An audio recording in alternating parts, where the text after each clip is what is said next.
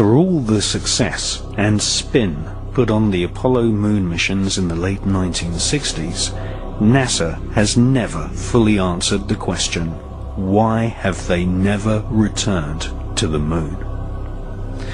Some ex-NASA employees know the answer, and that is that the moon is crawling with aliens. And that NASA astronauts confirmed this in the 1970s, leading many UFO researchers to conclude that NASA had been warned off ever returning to the lunar surface.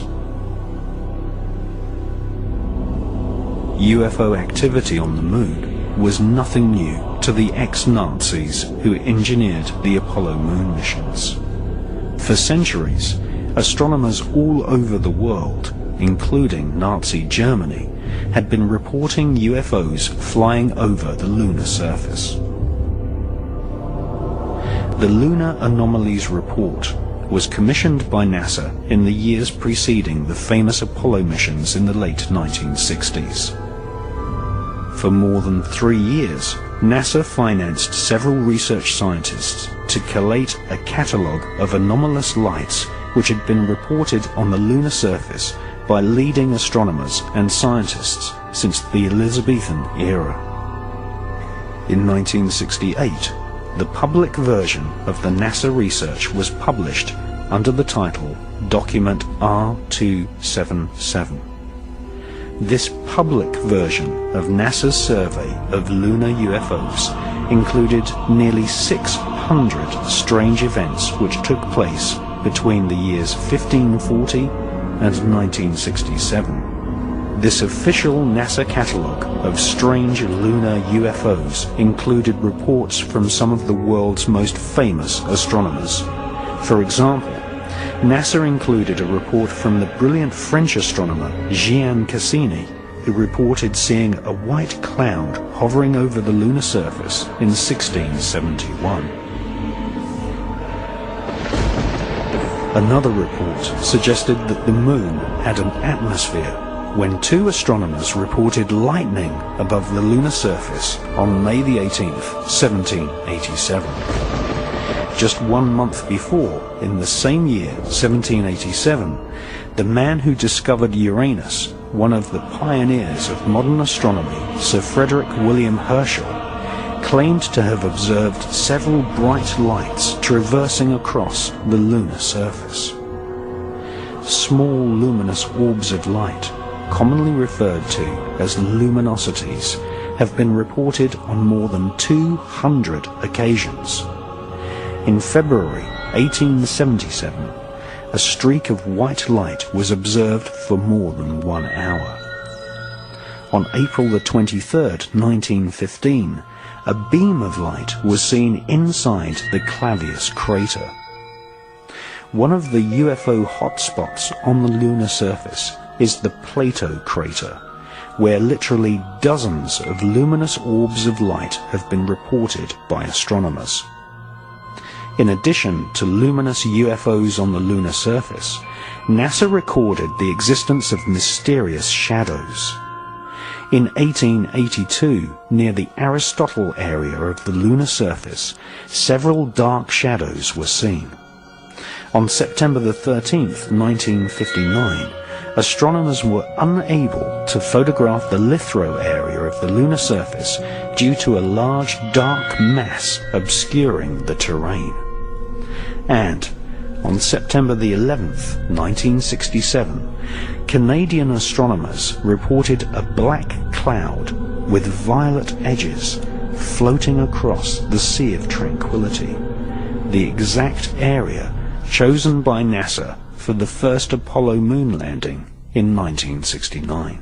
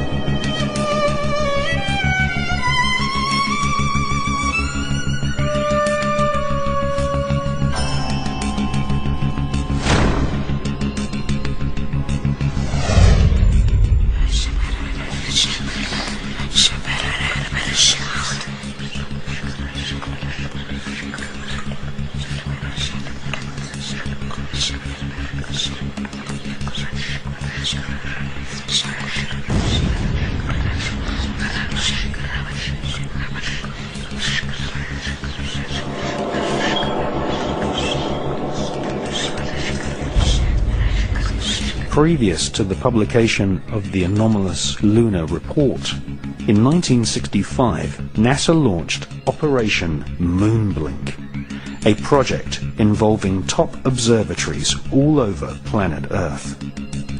NASA's goal was to collect data on the large number of luminosities seen flying over the lunar surface.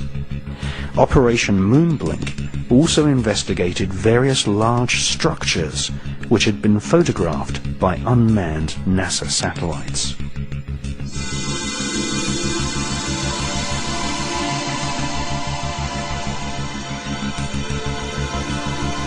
Some of these structures looked suspiciously artificial. In 1953, the science editor of the New York Herald Tribune had reported seeing a 12-mile-long structure, possibly a bridge, on the edge of the Mare Crisium crater. This structure could have been caused by volcanic activity. British astronomers Dr. H.P. Wilkins and the presenter of the world's longest-running TV series, The Sky at Night, Sir Patrick Moore, both confessed that the so-called bridge in the Mare Crisium crater had just popped up from nowhere. In preparation for the NASA Apollo moon missions, Orbiter 3 was dispatched to take photographs of some of the moon's most interesting structures. In the Uckert area of the moon, a large vertical structure stands proud of the lunar surface. It has been nicknamed the Shard. Another curious object photographed by Orbiter 3 is the so-called Tower, which some astronomers claim is over a mile thick and could be 5 miles high.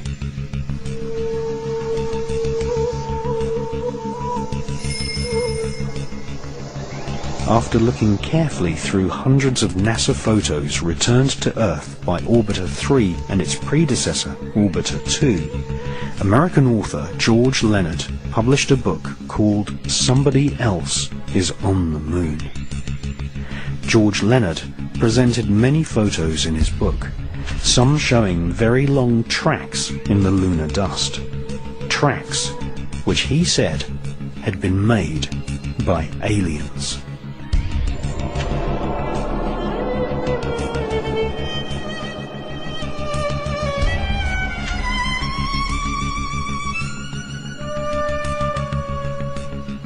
Sightings of UFOs flying across the lunar surface are still going on to this day. In Japan, amateur astronomers have videotaped spherical luminosities using celestron telescopes.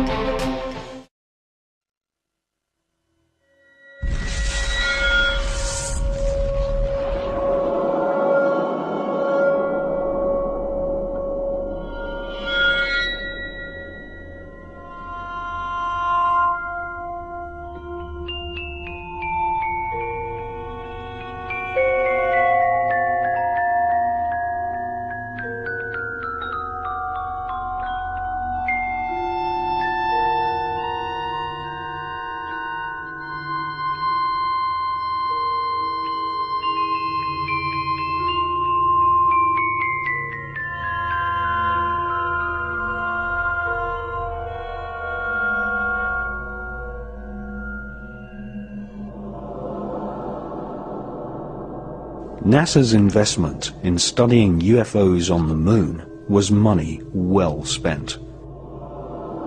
Two ex-NASA mission specialists exposed in the 1970s that NASA astronauts had informed mission control that they had seen alien spaceships on the lunar surface.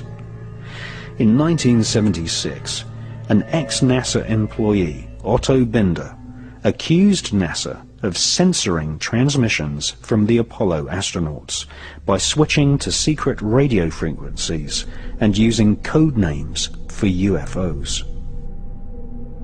Otto Binder claimed that he had heard an Apollo astronaut tell Mission Control that there were huge alien spaceships parked on the lunar surface, right in the middle of the Sea of Tranquility, which had been chosen as the landing site for Apollo 11.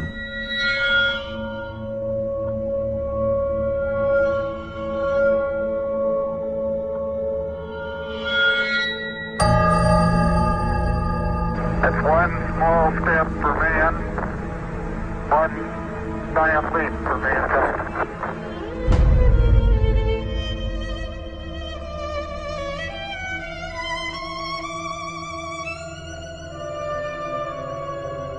Few people took Otto Binder's account seriously, until another ex-NASA employee, a Moroccan named Maurice Chatelain, published a book in 1978 in which he claimed that two UFOs hovered above the Sea of Tranquility just before the historic moonwalk of Neil Armstrong.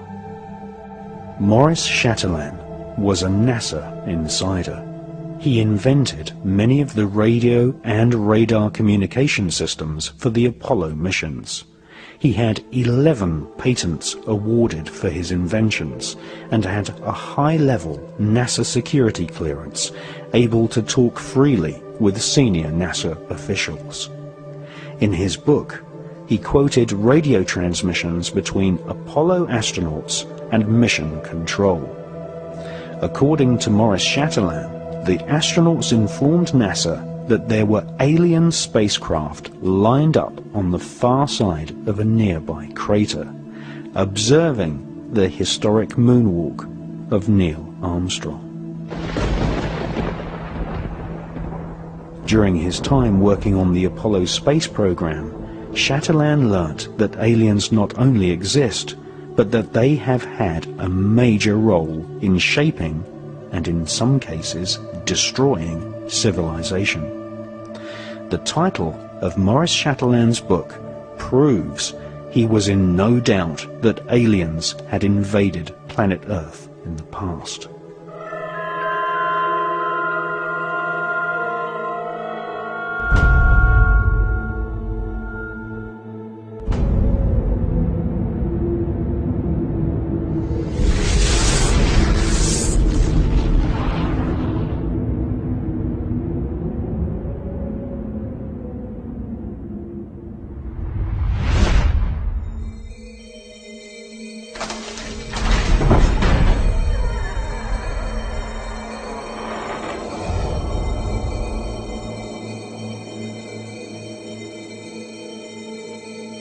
If you study the legends of the North American shamans, the mythologies of ancient Europe, the creation histories of the Australian Aborigines, or the ancient Vedic texts of India, and especially the Sumerian clay tablets from ancient Iraq, we find that all great civilizations on the face of planet Earth tell one similar story.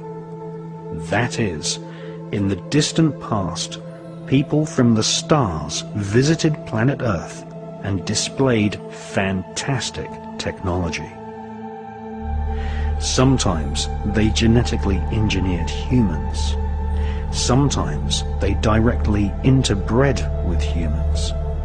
These so-called sky gods always visited in spectacular flying vehicles.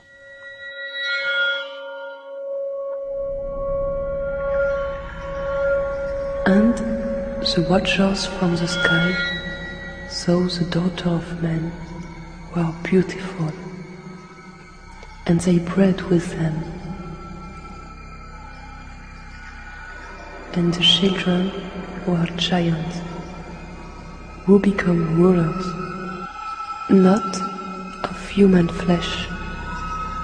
They were called the Nephilim.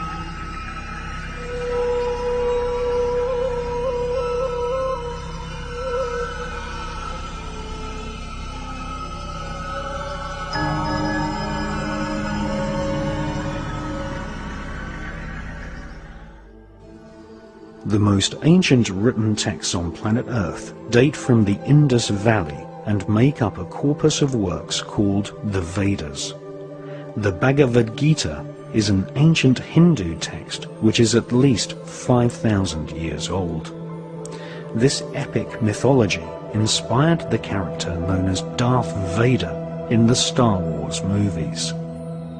The Bhagavad Gita described many gods of the stars flying down to planet Earth in alien spacecraft called Vimanas. The ancient Vedas tell us that there are multiple inhabited planetary systems in the universe called Devas, which are ruled by a universal government of beings with superhuman powers and technology, including the power of telepathy and nuclear weapons powerful enough to destroy an entire planet.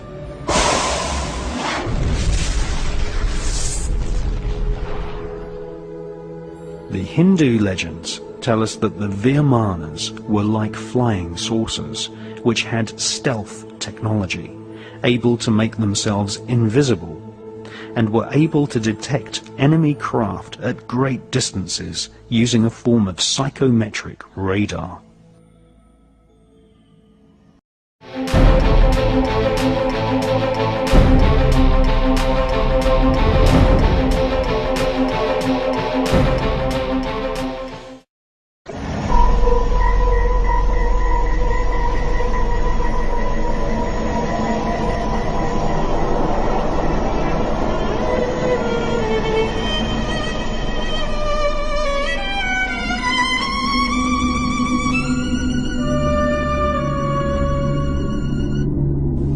The most ancient text of Central America is the Popol Vuh, written by the Mayans who charted the heavens and had astronomical calendars which predicted solar and lunar eclipses. The Popol Vuh describes the ancestors of the Mayans as great explorers who knew centuries before European scientists that the Earth was not flat, but in actual fact a sphere.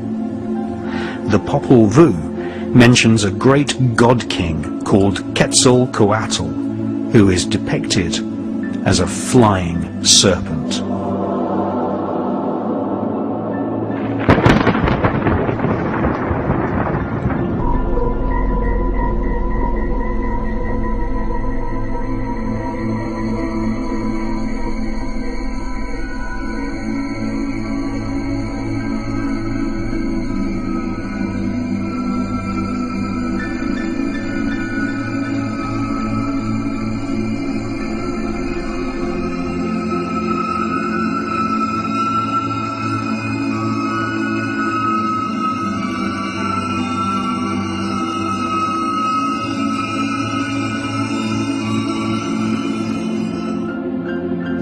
On more than 3 different occasions, in broad daylight, people have filmed flying serpents in the skies above Mexico. The same phenomena has also been filmed in Scotland, and also from aboard the space shuttle by veteran astronaut Story Musgrave.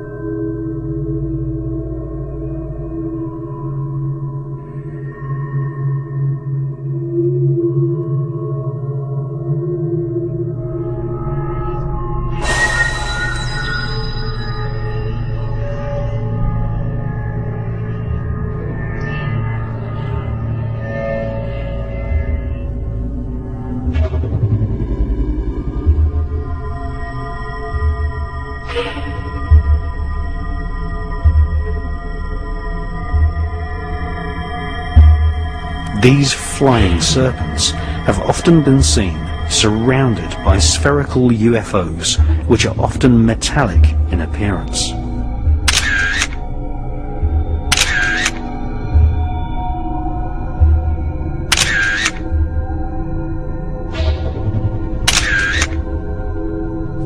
Mexican UFO investigators call these spherical luminosities las perlas, or the pearls. These pearls of the sky are mentioned in ancient Tibetan scriptures. More than one leading Tibetan author suspects that these spherical UFOs are actually alien probes monitoring the evolution of mankind.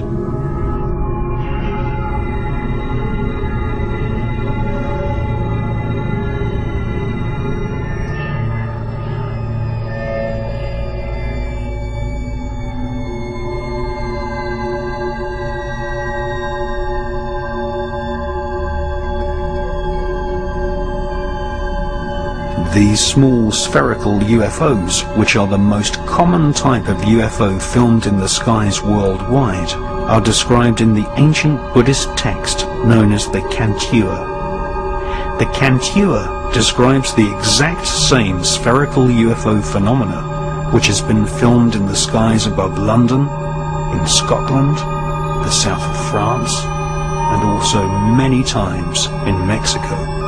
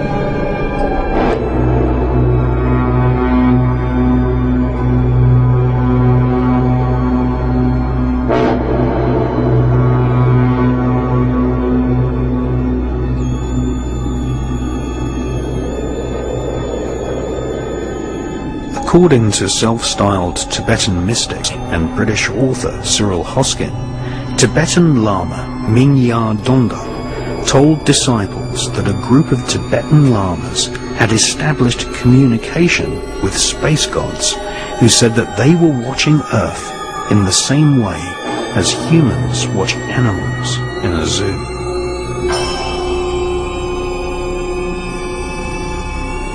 A royal document dating back to the 7th century states that the first 7 Tibetan kings came from the stars.